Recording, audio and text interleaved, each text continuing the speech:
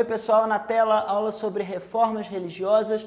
Vou começar trazendo uma expressão do dia a dia. Você já ouviu alguém dizer que ia fazer uma reforma em casa ou algo do tipo? Na sua própria casa já pode ter tido uma reforma? Então, normalmente a gente usa essa expressão quando vai fazer alguma alteração pequena, no ambiente, mas que a estrutura original da casa ou da construção é mantida.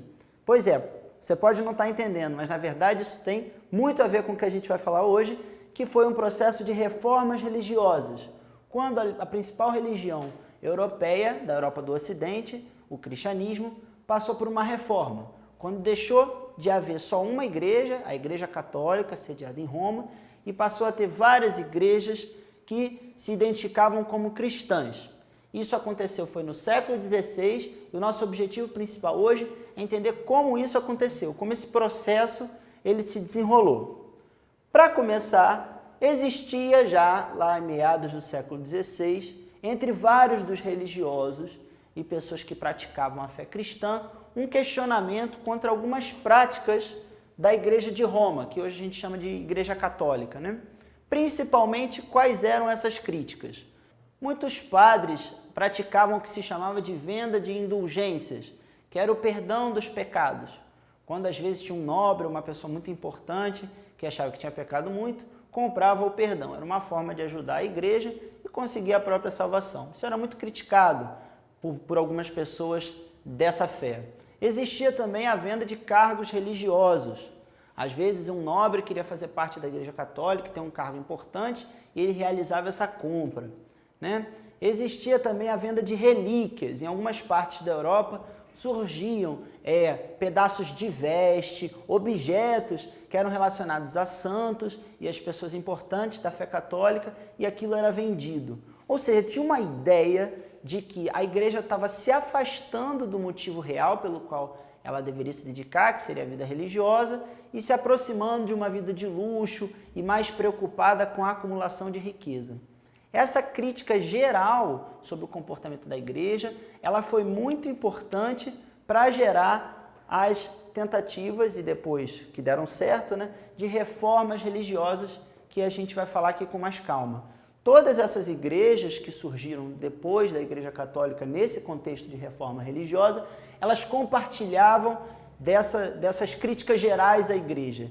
E algumas delas tinham umas noções de dogma, ou seja, de uma verdade absoluta da religião que devia ser diferente da Igreja Católica. Vamos falar um pouquinho disso. O primeiro movimento de reforma importante foi o da Igreja Luterana. Ele aconteceu onde hoje é a Alemanha, onde um religioso chamado Martinho Lutero, que fazia parte da Igreja Católica, começou a fazer algumas dessas críticas, ainda enquanto estudava, sobre esse comportamento dos párocos e sobre algumas questões de fé.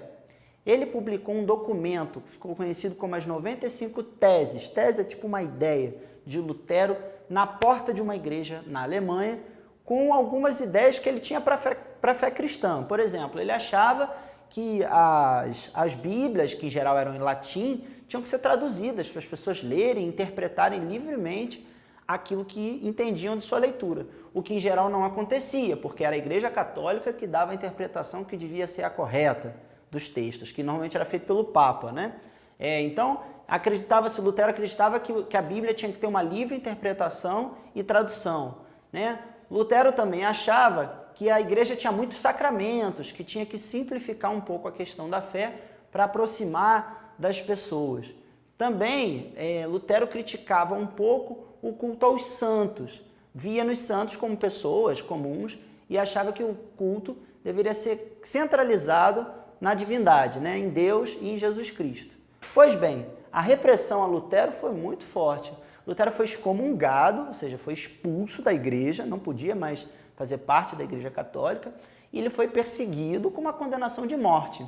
Ele acabou, na verdade, sendo protegido por alguns nobres na Alemanha, mas ele foi, até o final da vida, bastante perseguido por essas pessoas ligadas ao catolicismo. Lutero fez uma das primeiras traduções da Bíblia para o alemão e teve uma participação, portanto, muito importante na reforma, e foi o primeiro a realizar esse movimento. Lutero também defendia que a salvação deveria ser o sinal da salvação que Deus dava sobre a salvação, ou seja, se você ia para o céu ou para o inferno, né, como se acreditava, era pela fé. Ou seja, se você tinha fé, aquele era o sinal de que Deus te reservava a salvação. Isso também era uma grande mudança, porque a Igreja Católica acreditava no chamado livre-arbítrio. Ou seja, você pode decidir se é bom ou ruim. Se você for bom e viver como Deus quer, você vai para o céu e tem a salvação. Se não, um outro caminho já te está reservado. Então repara que esse primeiro passo de Lutero foi muito importante, mas outros vieram. Por exemplo, a da chamada Igreja Calvinista. Calvino, diferente de Lutero e também diferente da Igreja Católica, acreditava na predestinação, ou seja, acreditava que as pessoas nasciam já Deus tendo decidido sobre a salvação, a condenação dessa pessoa, mas que o sinal, no lugar de ser da fé, como acreditava Lutero, o sinal da salvação para Calvino era ou o dinheiro, ou seja, essa pessoa conseguia acumular riquezas, ou o trabalho. Olha só como é interessante, como é importante a gente estudar história para entender essas coisas. Justamente o grupo que estava mais ligado à acumulação de dinheiro, nesse contexto do início da modernidade, que era a burguesia, é o grupo social que abraça as ideias calvinistas, porque acreditava, justamente como eles tinham acumulado, que aquilo era um sinal de prosperidade e de salvação. Outra reforma religiosa bastante importante foi a da Igreja Anglicana, que aconteceu na Inglaterra. Só que, diferentemente de Lutero e Calvino, que tinham outras ideias de fé, o principal problema aqui para a Igreja Anglicana era a questão sucessória do trono de Henrique VIII na Inglaterra. O que acontece? Henrique VIII era casado e estava tentando garantir um herdeiro homem para o seu trono, porque esse era o que se acreditava na época que era o melhor. Ou seja, ter filhos para os reis era uma questão política, né? No entanto, a sua esposa da época não conseguia gerar um herdeiro masculino para ele. Henrique VIII, então, pediu uma autorização para o Papa para casar-se e foi negada. Diante desse conflito com o clero, ou seja, com os membros da Igreja Católica, o monarca da Inglaterra, Henrique VIII, assina o ato de supremacia que separa a Inglaterra do catolicismo e depois consolidou a criação de uma nova igreja, a Igreja Anglicana, onde o líder religioso, na verdade, é o próprio monarca da Inglaterra. Essa Igreja Anglicana, ela se parece na hierarquia, ou seja, na organização, com a Igreja Católica, mas tem algumas diferenças importantes. Então, por exemplo, na Igreja Anglicana, não tinha culto aos santos e nem exigência de tantos sacramentos, que é como o batismo, como a extrema-unção, né? que a Igreja Católica cultuava tanto pela Europa. O que acontece? O avanço dessas reformas foi visto pelo clero romano, ou seja, pelos membros da Igreja Católica, como uma grande ameaça. Com isso, no próprio século XVI, em poucos anos, veja, a Igreja Católica fez uma reunião importante, que foi o Concílio de Trento. Concílio tem esse nome porque vem de uma palavra que é de conciliação, ou seja, como se a igreja tivesse com um problema, tivesse brigada, vamos dizer assim, e sentasse para se resolver, né? Isso foi o concílio na cidade de Trento.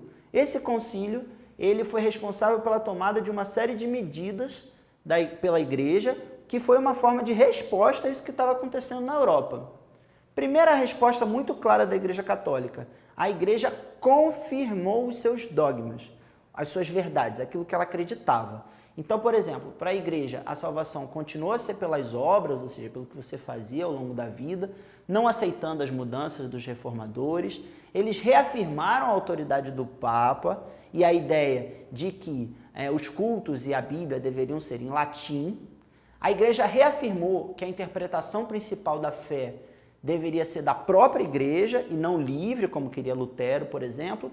A igreja só fez algumas pequenas mudanças. Por exemplo, proibiu a venda de relíquias, que era uma queixa dos reformadores, e investiu pesado na formação dos padres, com a criação de seminários, o investimento em catecismo, ou seja, onde as pessoas aprendiam a fé, e fez duas outras transformações bastante importantes.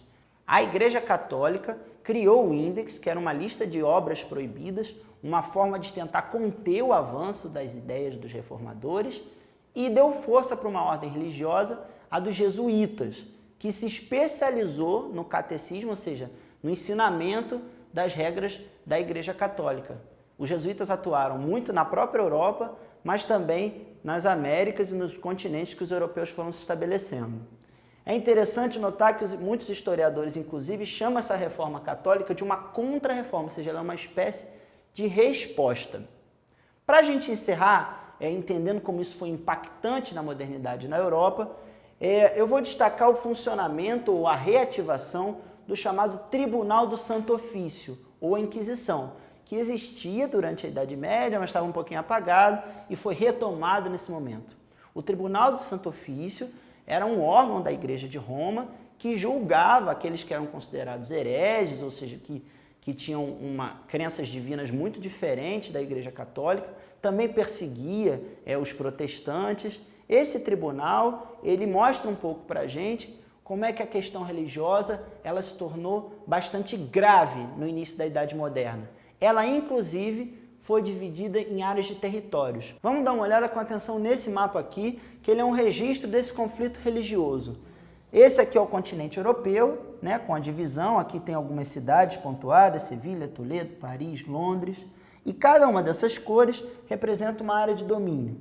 Essa cor amarela, área de domínio católico, quase uma boa parte da Europa, né? Área verde, área de domínio luterano, especialmente aqui na Alemanha, tá vendo?